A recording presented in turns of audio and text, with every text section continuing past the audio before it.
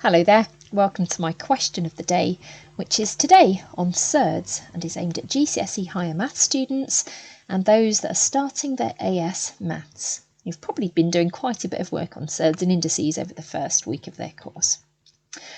This is to be done without a calculator, and it asks you which of the following numbers does not have a square root in the form x add y root 2, where x and y are positive integers. I'd like you to see if you can have a go, or see if you can think of a place to start with this question that may baffle quite a lot of students, I would imagine. Okay, if you don't want a spoiler, then please press pause while you have a go, but I'm going to go through it. So, if the square root is in the form x add y root 2, then of course if I were to achieve any of the answers, A, B, C or D, then I would have to multiply x add y root 2 by itself.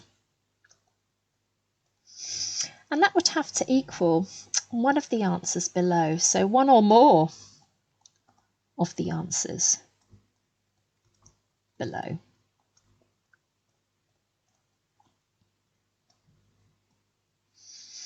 I would imagine it matches with 3 of the answers below because of course one of them cannot be true. Now the first thing I would do would be to multiply out x add y root 2, multiply x add y root 2, and I need to know how to expand double brackets. If you did not know how to expand double brackets, I would encourage you to draw out a little multiplication grid, such as the one I'm drawing out beneath. It can really help get your thoughts in order. I know that x times x is x squared. I've got xy root 2. Everything's being multiplied. I've got the bottom left cell, which would be xy root 2 as well. And I would have y squared multiplied by, then root 2 times root 2 is 2. So that would be 2y squared. So let's just simplify that there. That helps me know that I'm going to have an answer of the form. Now, I'm going to collect the terms without a root 2. So I'm going to have x squared plus 2y squared. And then I'm going to collect the terms that have a root 2 in common. So I've actually got 2 lots of xy root 2. Now, because I know that that answer has to be the same as one or more of the answers in the question, I'm going to do a little bit of matching up. Now I can see that every single answer in the question has got 12 root 2's. So therefore I know that 2xy root 2 must be the same as 12 root 2's. I know that that must be a fact. So what I'm going to try and do is I'm going to try and find out what xy has to be. So what I'm going to do is I'm going to divide both sides by root 2, so 2xy must equal 12, and I'm going to divide through by 2, so I know that x multiplied by y has to equal 6.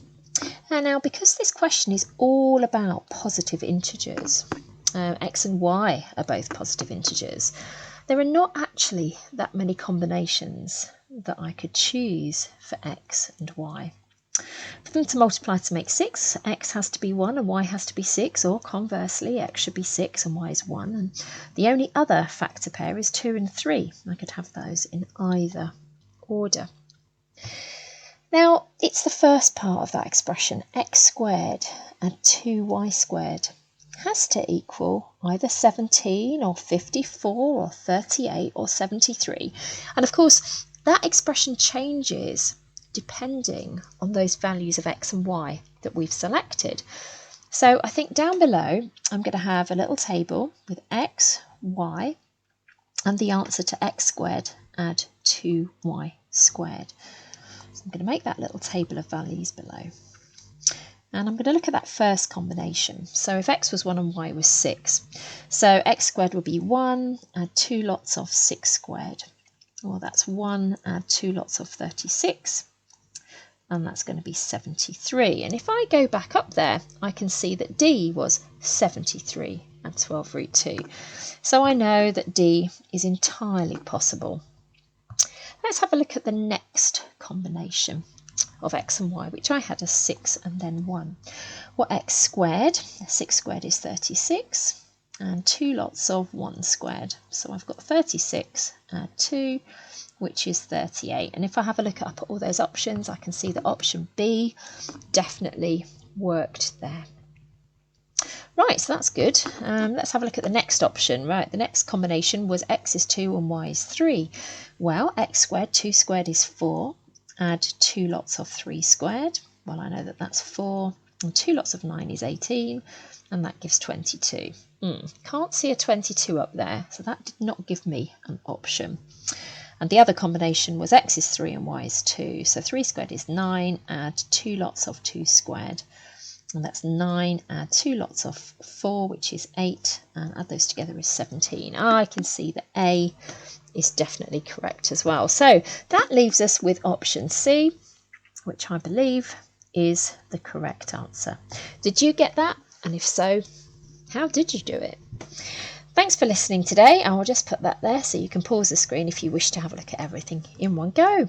Thanks very much. Bye for now.